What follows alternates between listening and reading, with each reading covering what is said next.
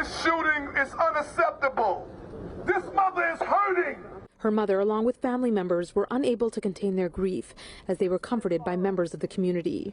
We are sick and tired of the violence in our community. When is enough is going to be enough? When we going to put the guns down? Police have released these images of the robbery that took place just before 1 Sunday morning at the Burger King on East 116th Street near Lexington Avenue. That's where You ever just watch the news and just get pissed off at it? Like you just get irritated at the same old, you know, the same tired. And I guess maybe, I don't know, it's like I've lived long enough to where you start entering the phase of recognizing just how much, you know, shit hasn't changed. I'm not going to say it's not going to change. I'm just saying this kind of rolls into the area of where, you know, I start, not even start, because it's already been that way, but where you really don't respect black olders, regardless of whatever the positive shit that they're claiming that they're trying to do, because at the end of the day, it's like, and this is where like the street mentality comes in. It's like, motherfucker, you ain't gonna do shit. And we know you ain't gonna do shit. And you ain't built like that to do shit. And this is where I really end up having some serious contempt for religion. Because I'm like, that shit has no power. You have no power here. And what I'm talking about is, you know, I heard about the Spanish chick up in East Harlem that got shot at the Burger King. Right. And here's the thing, right?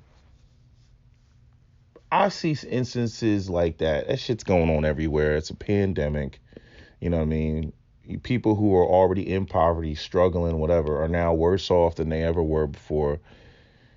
Some people just got to do whatever they got to do. Maybe they caught up in some shit. Maybe they owe somebody some money, whatever, you know, especially if they, you know, just involved in the streets or whatever. And for a lot of black people, myself included, even though I grew up in the burbs and everything, like once you understand the black experience in America, right, I can kind of understand. I'm like, I understand. You got to do what you got to do, right? Shit can get so bad that somebody got to go out there and they got to do what they got to do. And, you know, that really speaks to the inequality in this country, the gross inequality in this country, and just how much, you know, there's just this huge failure to address, you know, the inequality. You know, it's you know, every time you turn on the news, they want to talk about gun control. They never want to address the underlying poverty. I'm like, this shit is not going to go away. You don't want to address the underlying issue. You keep, you know, they keep wanting to put a Band-Aid on a hemorrhaging wound and think that they're going to like save the patient. And I'm just like, what is a Band-Aid going to do? It's not going to do anything. You know, so it just, you see the same thing over and over. I mean, I've seen the same shit on the news since the 90s. You know, I'm like, y'all just, I mean, it's, you know, it's, I mean, since 1990, like, you know, you talking, it's 30 years later. And I'm like, y'all still up here talking the same dumb shit. They had this pastor on, you know, up there on the bullhorn, you know, up there screaming in the mic, you know, we're not going to tolerate this violence. You know, he got his little, what do you call that shit? That little, you know, pastor collar or reverend, that white collar thing that they wear around their neck. I don't even know what that shit's called. Right. But, you know, they just up there just, you know, stop the violence and we're not going to tolerate, like, and all I can hear, like the nigga part of my brain, like snaps. Right. I'm not even street, but I like, there's this nigga part of my brain that just jumps up like, fuck is you gonna do about it? You know what I mean? Like that. I just get to that point sometimes. I'm like, fuck is you gonna do about it? You ain't gonna do shit. You're not gonna get a posse. You're not gonna get the deacons of defense or nothing. You're not gonna go out here and find this dude. You're not gonna pick up the phone and start making phone calls and, you know, see if you can figure out who the fuck this is. No, you're gonna have to go to another group of men To get those white police officers that we run around screaming Black Lives Matter and, we need to defund the police and everything. You're going to go and try to go over to them and beg them to do something about it. Granted, this was a Spanish chick. It wasn't a black chick, but I'm just saying, whatever. It's your neighborhood. That's your community. It's black people and Caribbean black people and Spanish people and African Americans and Jamaicans and all. Everybody just in that area, whatever. I'm not familiar with East Harlem. I don't know what that demographics really look like, but I know obviously there's more people there than just black people. So if this is your community, it's your community or whatever. And I don't know what the race of the dude is, in the Burger King video. I have no clue. You can't see him. I mean, maybe you can see like a wrist, or maybe you can see like his eyes or something like that, but I'm not going to sit here and just assume that it's a black dude, even though I know some people would like to do that. Because, I mean, even that whole thing with the guys rolling up on some paid in full in what was that, in Brooklyn? I think it was in Brooklyn, or was it the Bronx? Anyway, they shot the guy and his girlfriend in the car and just sprayed the car down and everything. And those were a bunch of Spanish dudes. It was a Spanish dude that got hit. You listen to the news, they talking about Jose and Hernandez and shit like that. I'm like, that ain't us. It might be some Dominicans. I'm like, that ain't us. But I'm just saying, regardless of whether it's a Spanish girl that got hit or whether it's somebody black that got hit, the outcome is always the same.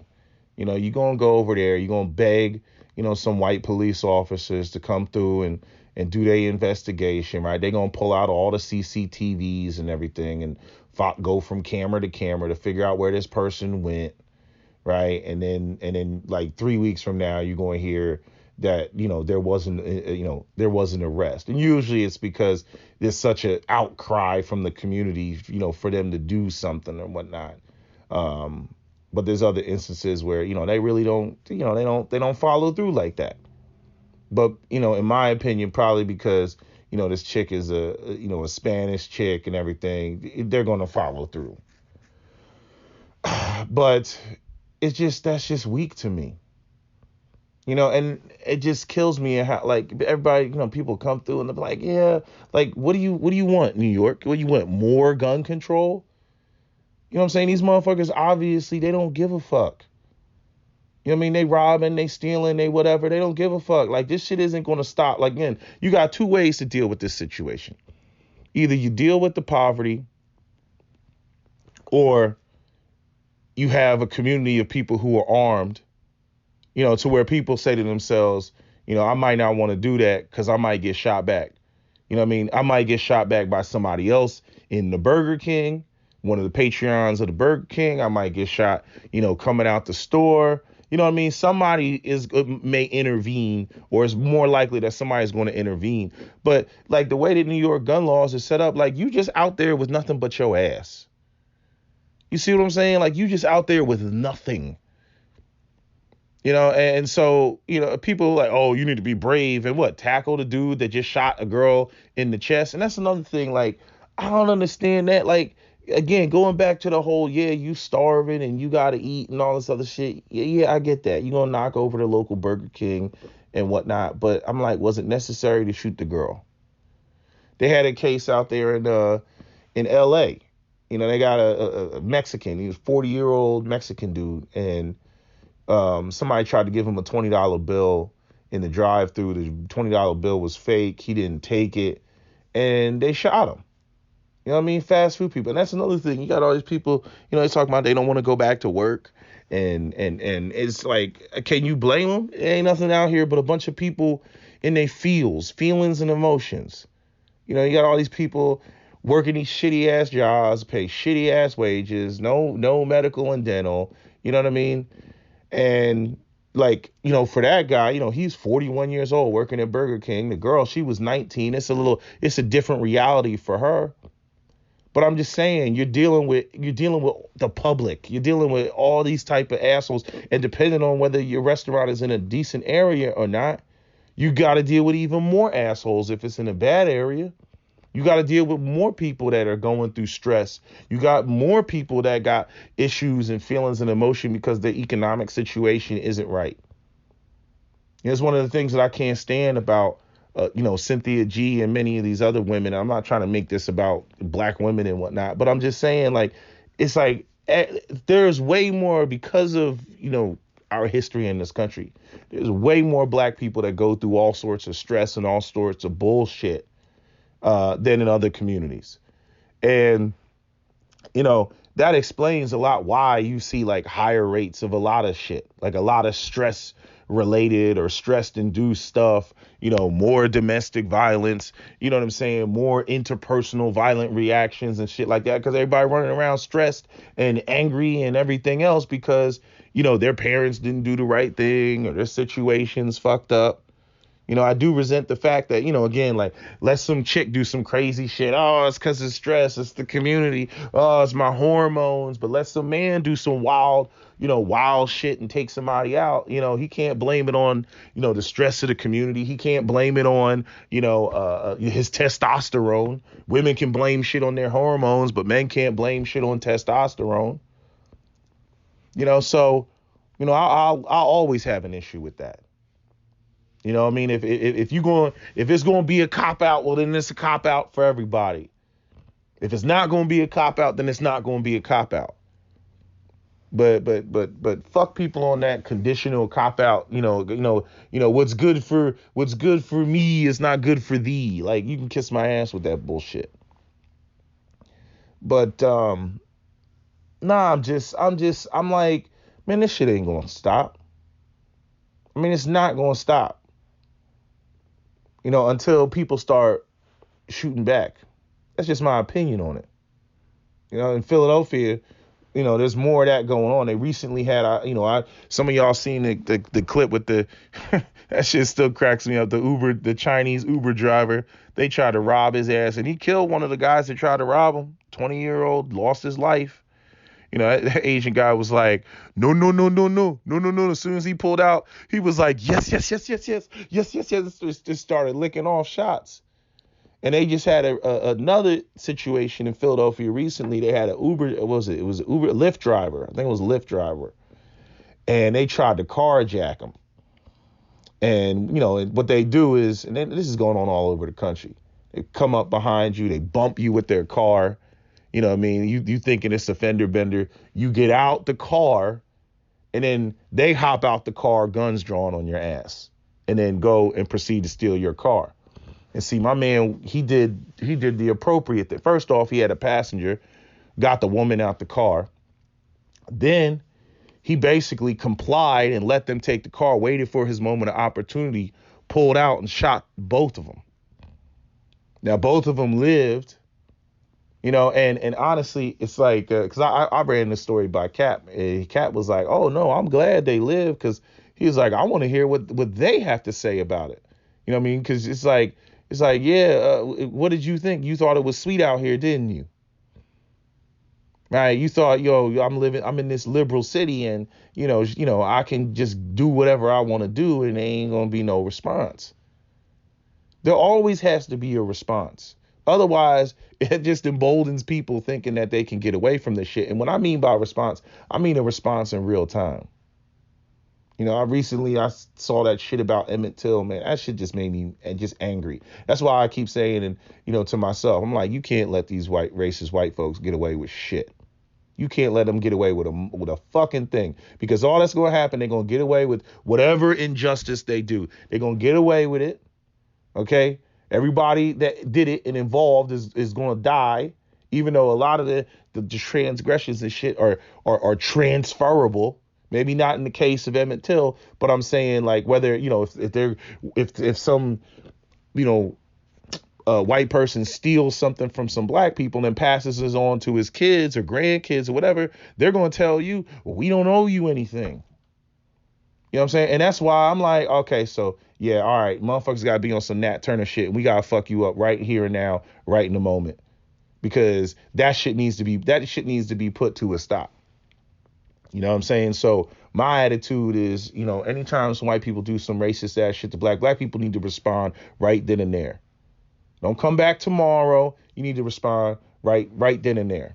You know what I mean? And it's the same thing, again, y'all can say, I always use like the Muslims when it comes to that shit with that drawing the Prophet Muhammad shit.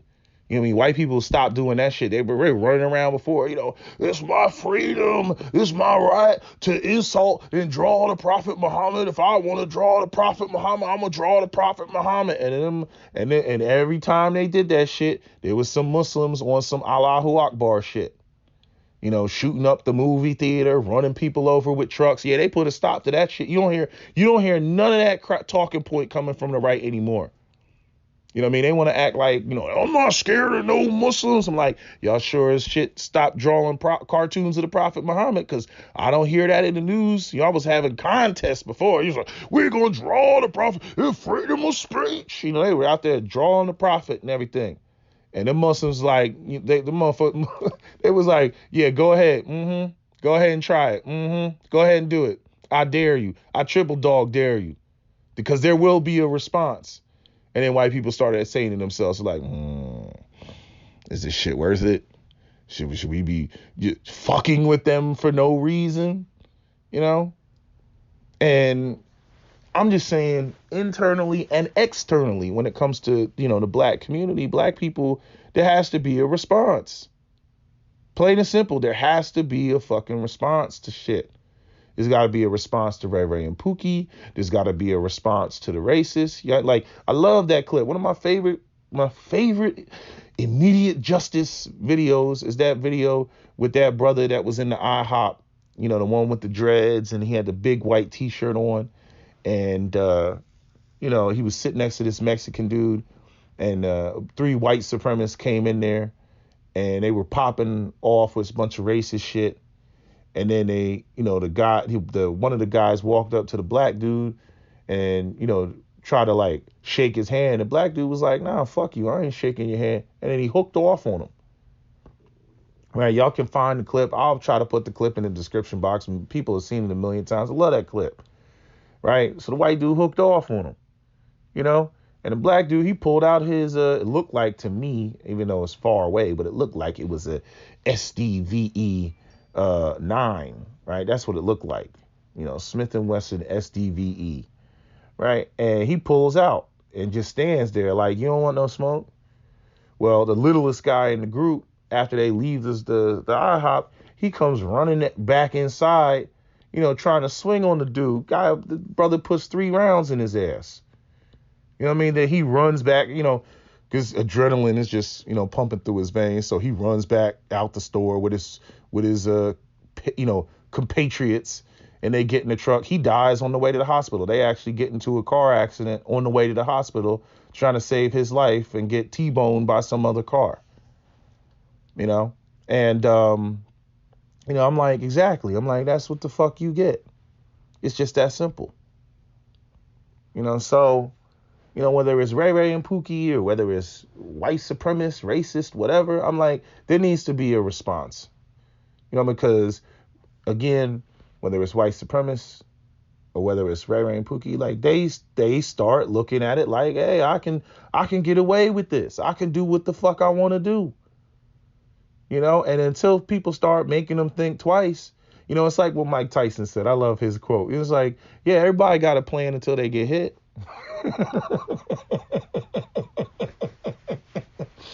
Everybody got a plan when they come in the ring until they get hit.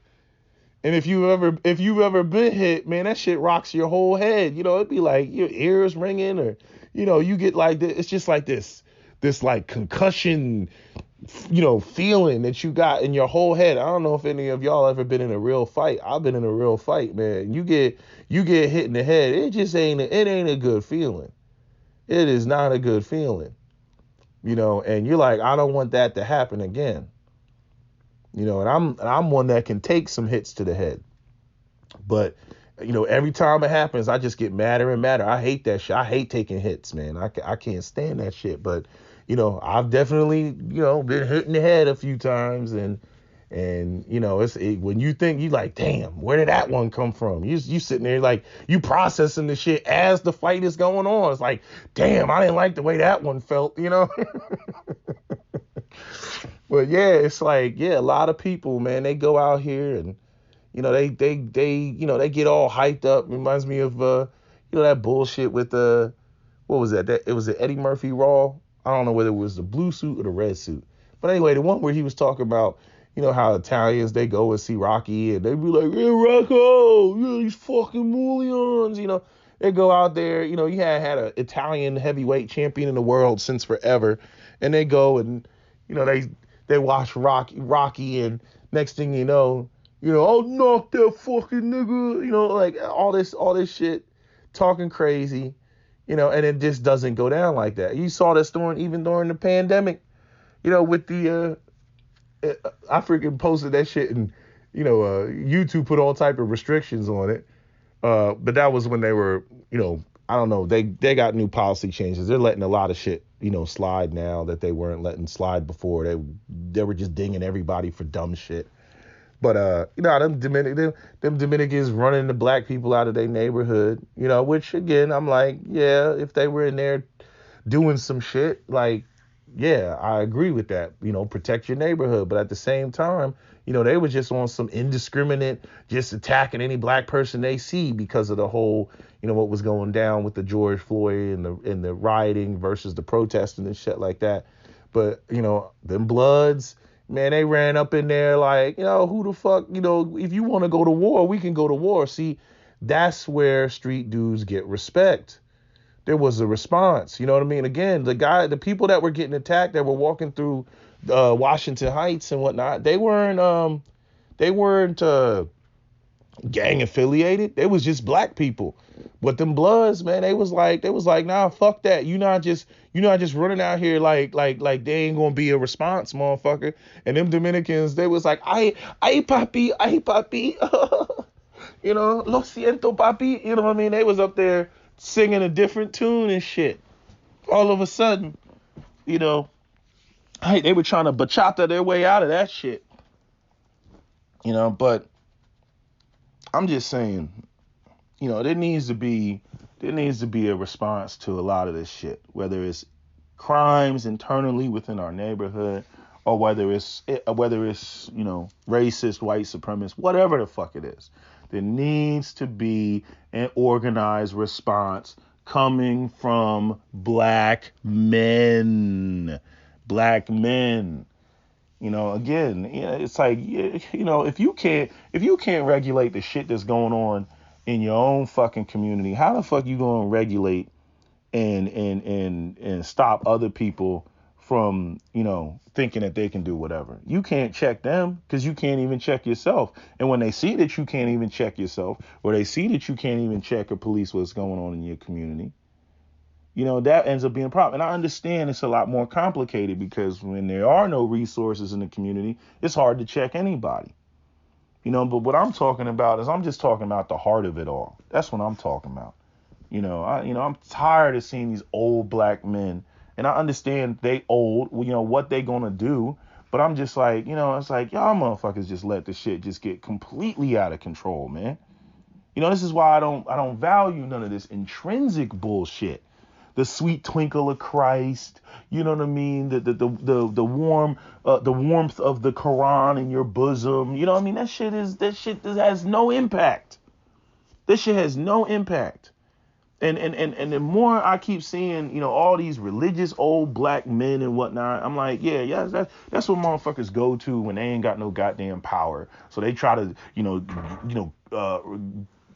call on some divine authority, to act like, oh, God is on my side, and therefore, I should be respected, and you should be, be scared of the spookyism of religion, and man, like, fuck that.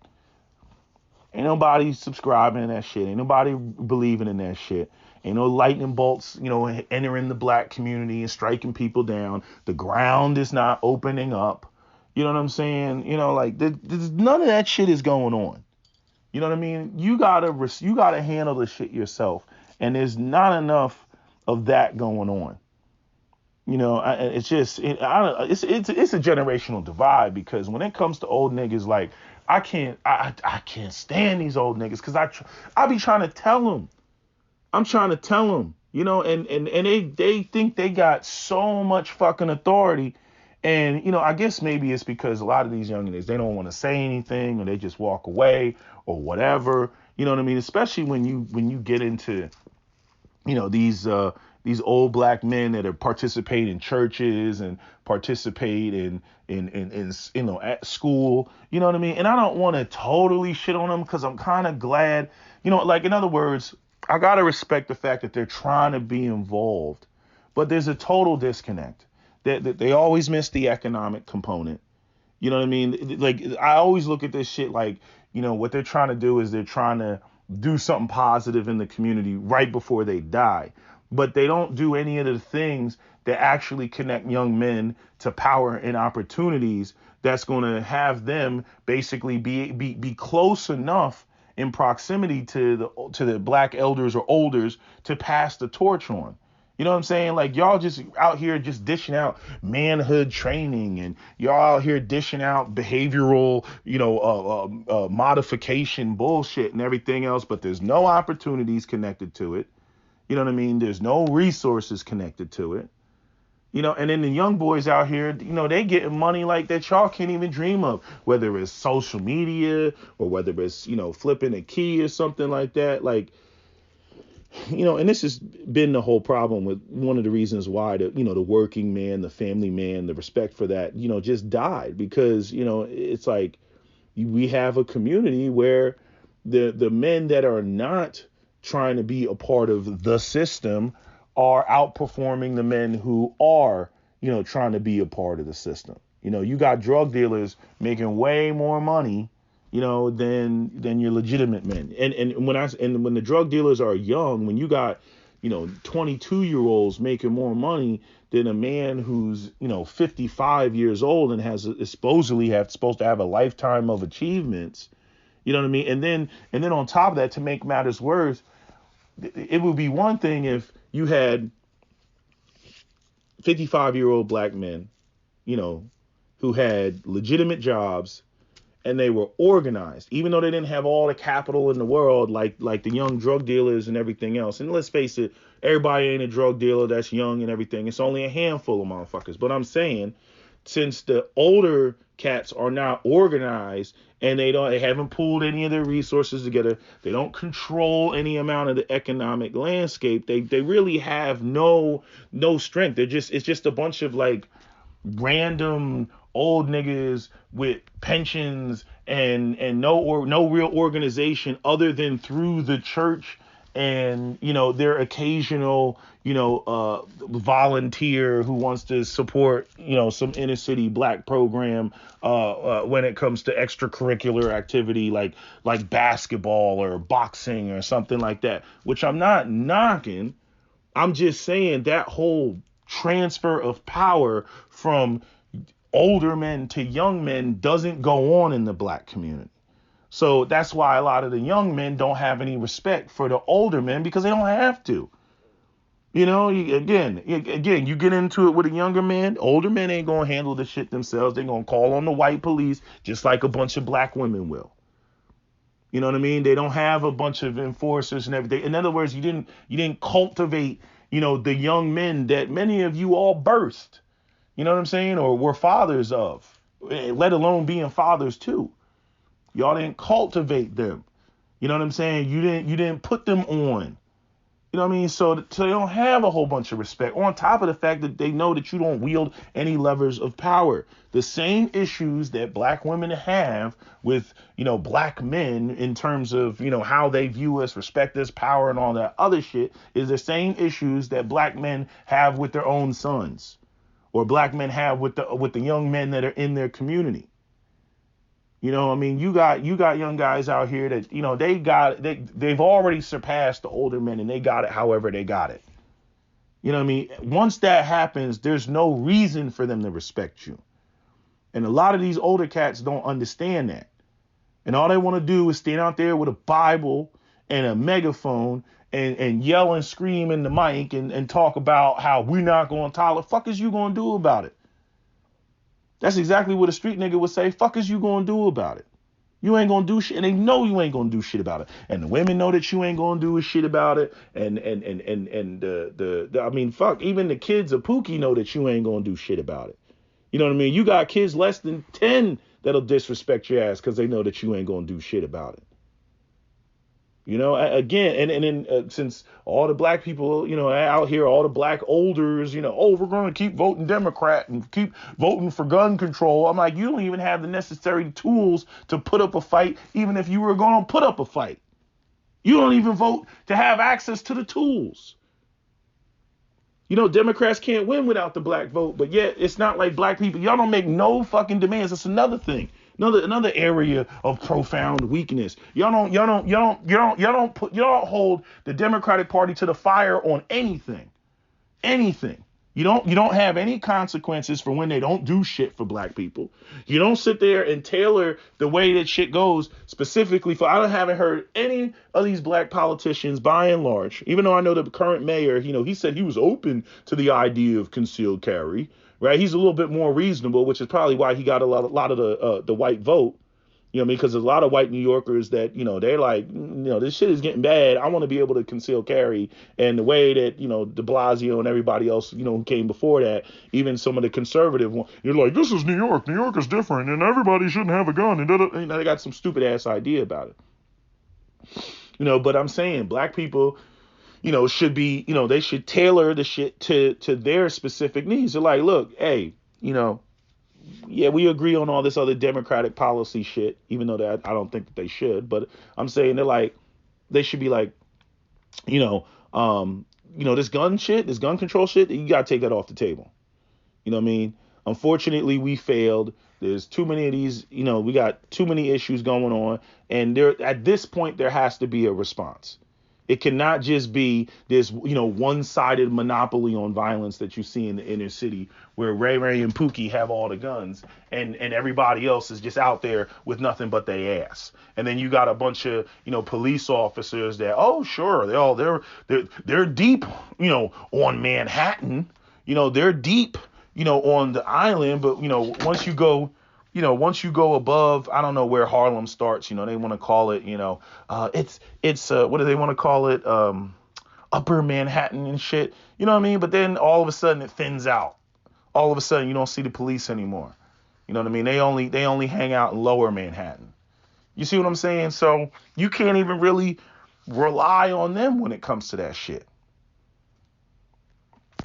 You know, and then on top of that, then you got like people. I know I saw some comments. Somebody was talking about the no snitching policy, no snitching. You know, no snitching.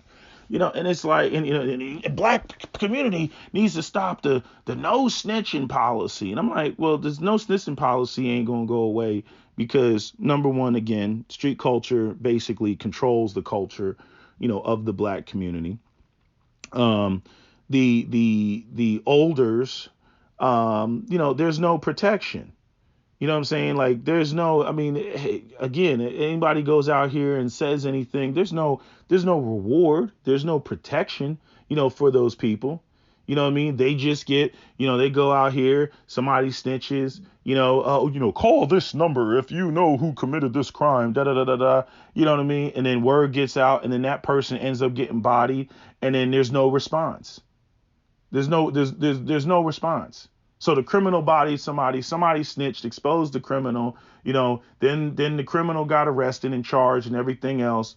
And then the person that snitched, you know, maybe the criminal's associates or whatever, take out the person that's now going to be the key witness or something else that for snitching. And then they get taken out and then there is no response. I'm like, once you have a situation like that, I'm like, of course ain't nobody going to say anything. Say anything for what?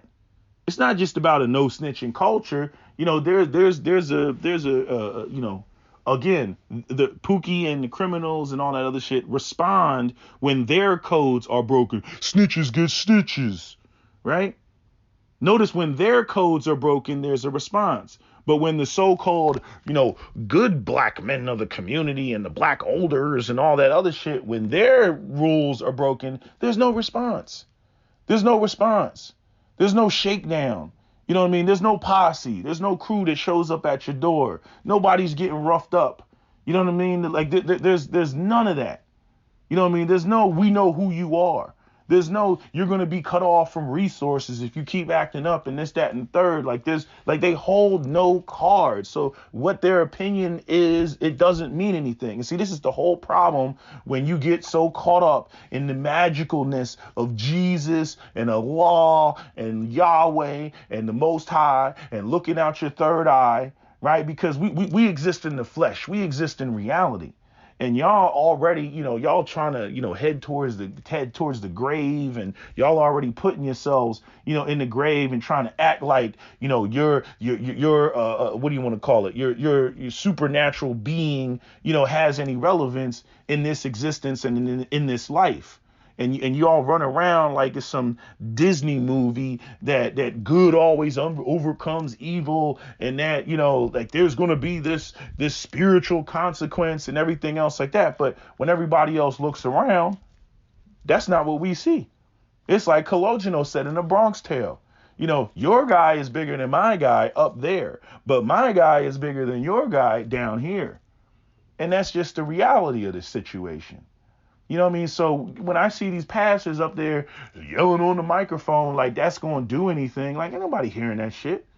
You know what I mean? Like, and again, when you're dealing with men, as has been said, when dealing with men, the men understand that there's always the threat of violence. But if they know that you're not, if that's off the table, fuck you. Fuck you. You ain't going to do shit. There's no enforcers. You know what I mean? Where back in the day, people would say, you better stop acting up because I'm going to send the Panthers on your ass. Or you better stop acting up. I'm going to send the nation on your ass. Or you better stop acting up. Or I'm going to, send the Deacons of Defense on your ass. Or whatever the fuck it may be. I don't know if the Deacons of Defense were out there whooping black people's ass, but I'm saying I know they were checking the white supremacists. But I'm saying there was a response. But now all you got a bunch of black elders. They scared of their own children. I mean, plain and simple. They scared of their own children. And this can't be any more better embodied than when Paul Mooney made the joke. He was like, "You tell our grandkids to get to the back of the bus. There won't be a bus. There won't be a bus." Now it was funny in him saying that. You know what I mean? But you really got to think about that statement. There won't be a bus. So while he's sitting there trying to tell basically white supremacy, like our kids, like there won't be a bus. Where we marched in the street and all that shit, or we boycotted the bus. No, you tell them to go to the back of the bus. There won't be a bus.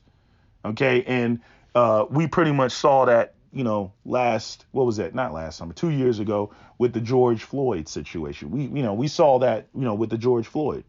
You know what I mean? Motherfuckers ran out in the street. These young people went out there and tore shit the fuck up. It ain't just going to be, just some, oh, well, type of situation. But I'm saying, even with that said, it really goes to show you that even Paul Mooney is acknowledging like, yo, our grandkids are built different. They're built completely different. And so, in my opinion, it's like if there's this unwillingness to confront that, to check the people that you brought into the world, then, over time, once you start building a reputation that you're a non-responder and that there's not going to be a response, man, you just open up the door for people to just take advantage of that reality. And that's just facts. And you see all these white nationalists and everybody else, all these, people with the January 6th shit, and they up there threatening to exercise their Second Amendment right for what it was truly intended for and everything else like that. I'm saying if you look at it, they're using the language of "we will respond violently if we have to." You see, they're using that language.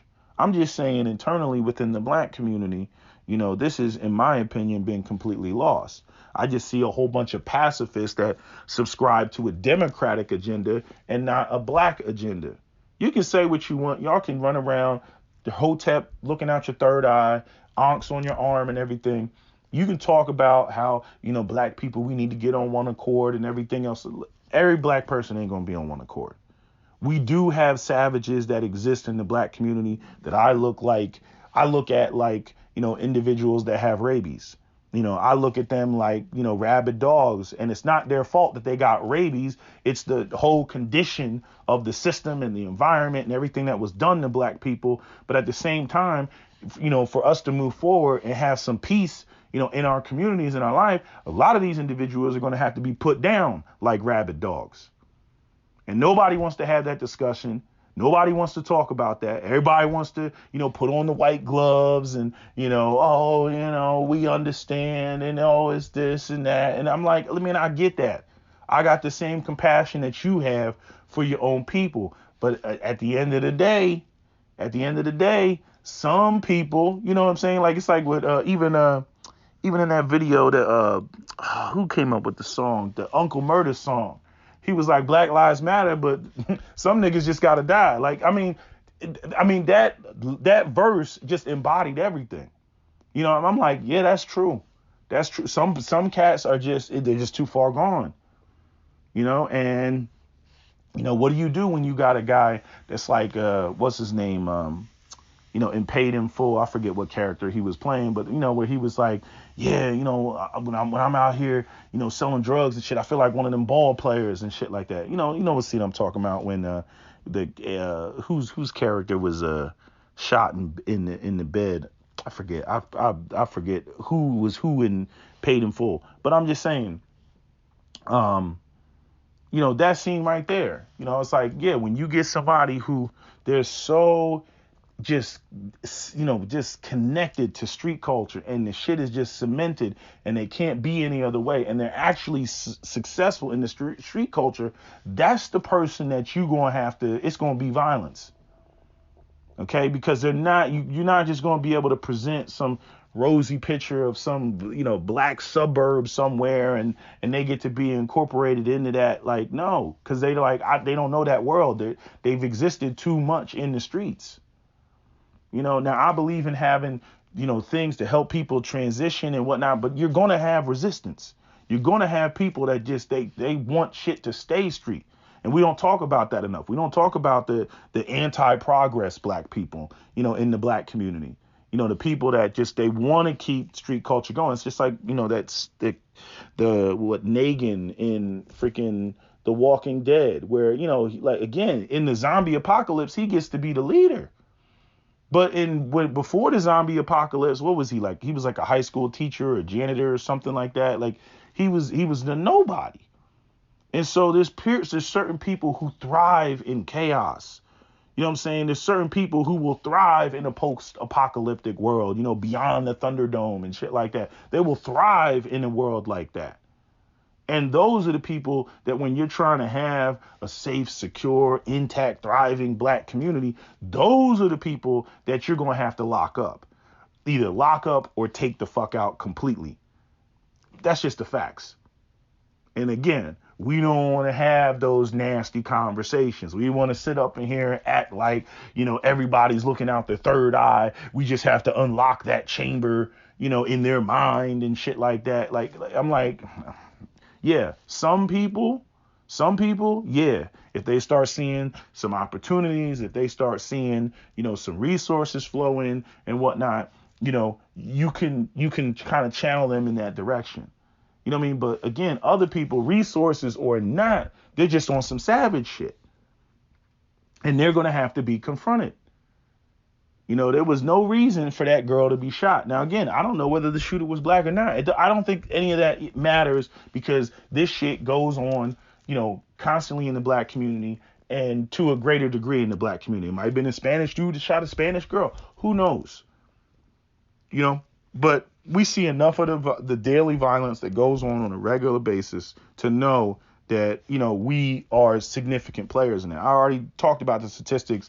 85% of gun homicides are black on black. That's what they are. Typically black male on black male. 85% of the freaking homicides. You see? So, this is a problem that we have to deal with because, of our, current situation and whatnot. But I don't see the willingness to confront the problem, how it has to be handled. You know what I'm saying? Japan slammed their planes into Pearl Harbor, and the United States got into the war in 1941. It was like, oh, you done fucked up now. Oh, no, there will be a response. Oh, no, there will be a response. Had Japan not attacked Pearl Harbor, who knows what would have happened? Maybe the Nazis would have taken over all the rest of Europe. Who knows? But because Pearl Harbor happened, they were like, oh, hell no. You see? And so the willingness to go out there and confront individuals. Again, you go watch Saving Private Ryan. You think about that shit. Motherfuckers, fucking gates open. They up there with the freaking, what's them guns called? The MG3 or whatever. The buzzsaw gun. I forget what it's called. But anyway, just getting chopped down and everything. But I'm talking about the willingness to respond. You know what I mean? We just don't. I don't know. We don't have that. We don't have like an internal sense of community. I understand that we don't have much of a patriarchy. Maybe that has a great deal to do with it. There's no sense of ownership, so therefore there's no sense of pride. You know what I mean? But it's like, I always remember French Montana's verse where he's like, you know what I mean? You want me to fight for the flag, but you got a problem. Something like, you want me to fight for the flag, but you got a problem with me fighting for them colors. Meaning fighting for, his gang shit and everything, but you want me to fight for that flag. You want me to fight for those colors. But when it comes to the shit that's closest to me, in my community, I can't fight for that. You see what I'm saying? So anyway, this is just a early morning rant. So yeah, I get triggered when I see this shit. And I saw that the other, what was it, like, was that yesterday or something like that? I don't know when I saw it. I saw that thing of that girl getting shot in Brooklyn, and I'm just like, and again, I was just like, that's really sad. But when I saw that pastor get up there on the bullhorn, I'm like, really, my guy? Like, really? Like, that you think that's going to do something? You think you're saying something? You think the individuals that engage in this behavior are listening to that and they're shaking in their booties? You know what I mean? Because you said, we're not going to tolerate this anymore. Fuck is you going to do about it? That's the first thing that popped into my mind. Fuck is you going to do about it? So anyway, when people are willing to engage in violence, you cannot let them believe that you're unwilling to engage in violence. That's all I got to say about it. But anyway, that's my video. SWP out.